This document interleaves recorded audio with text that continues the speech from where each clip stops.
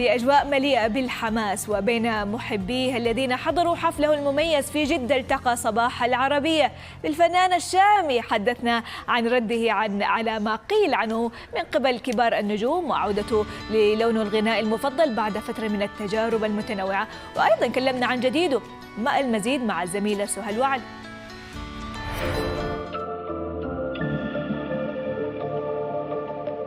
ظنيتك سنة ما بيبي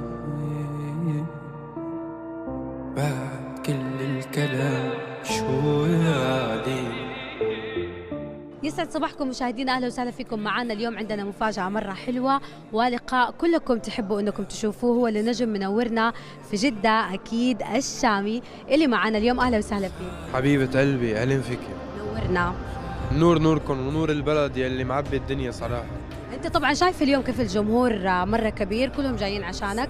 مسؤولية مرة كبيرة صارت بكل الوطن العربي. قديش تحس بهذه المسؤولية وقديش تقلق منها؟ الأهم إني أنا حاسس مسؤولية على صعيد المملكة اليوم، لأنه أول حفلة، وهذا الشيء كتير مهم بالنسبة لإلي وشرف لإلي كفنان بقدم الأغنية الشامية العصرية اليوم على مسارح المملكة.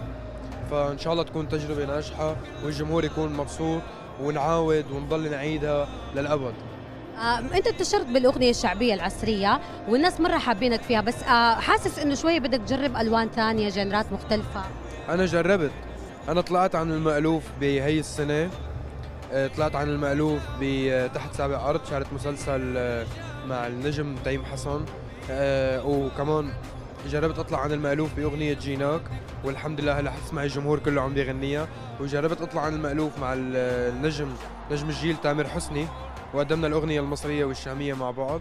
واليوم بالأغنية القادمة حأرجع لحالي لأنه اشتاق لجمهوري. بس دائما لازم كل فترة نطلع من حالنا شوي، نجرب اشياء ونشوف نحن طاقاتنا الموسيقية وين بتاخدنا.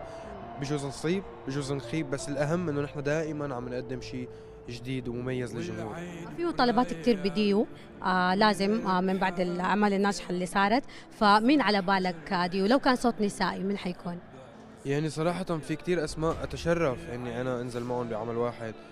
سلطان الطرب أبو وديع، بتشرف بأصالة نصري طبعا. سمعت حكيت عنك حكي كتير حلو بالمؤتمر. ست الكل ما أطيب قلبها وقديش داعمة، ويعني نتعلم منها نحن صراحة. عبالي كتير أسماء يعني، وممكن القيصر كاظم الساهر وإلى آخره. إن شاء الله هيك ممكن بالمستقبل، ما بتعرف شو ممكن يصير. انت محظوظ لأن هم كلهم يحكوا عنك حلو، هذا الشيء كتير حلو. مو سهل إنه فنان جديد وشاب يقنع النجوم الكبار بحاله ويكونوا بيحكوا عنه دائما بشكل إيجابي. خليني أسألك على الإنتاج اليوم. أنت بعد هذه النجومية الكبيرة والشعبية الكبيرة بالوطن العربي لازلت من غير شركة إنتاج كبيرة، قادر تكمل بعد هذه النجومية أو جالس بتبحث الموضوع؟ لا ولا ممكن إنه أنا ما كفي إنتاج لنفسي، لأنه أنا شغوف بمهنتي. بحب أنا أتابع مرئياتي وصوتياتي وموسيقتي بأدق تفاصيلها وأنتجها بنفسي، وباليوم اللي ما حقدر أنتج موسيقتي رح وقف. احكي لنا شو جديد عندك آخر شيء؟ هلا في عندي غنية جاية إن شاء الله من كلماتي والحاني ولأول مرة من توزيعي. هذا العمل رح يجمع كل طاقاتي الموسيقية بعمل واحد، ورح تكون عودة الشامي لأسلوبه الأساسي اللي الناس حبته فيه بعد عدة تجارب المميزة اللي أنا عملتها. فإن شاء الله هيك يا رب تعجبهم، بالإضافة إنه عامل أشياء كتير مميزة بالفيديو كليب، فبعتقد إنه هي نقلة نوعية. أكتر شيء الناس اشتاقت لك فيه ولا أنت تحبه وحبيت نفسك؟ لك أنا كتير بحب هويتي وموسيقتي وما بحب كتير بعد عنها، وبحب إنه الناس متعلقة بهوية الشامي لأنه بيعتبروها هوية الشامي بين قوسين. أنت بتعرفي قديش مميز إنه الفنان يكون في له لونه الخاص واللي بيميزه، فلهيك لازم ضل محافظ عليه لجمهوري.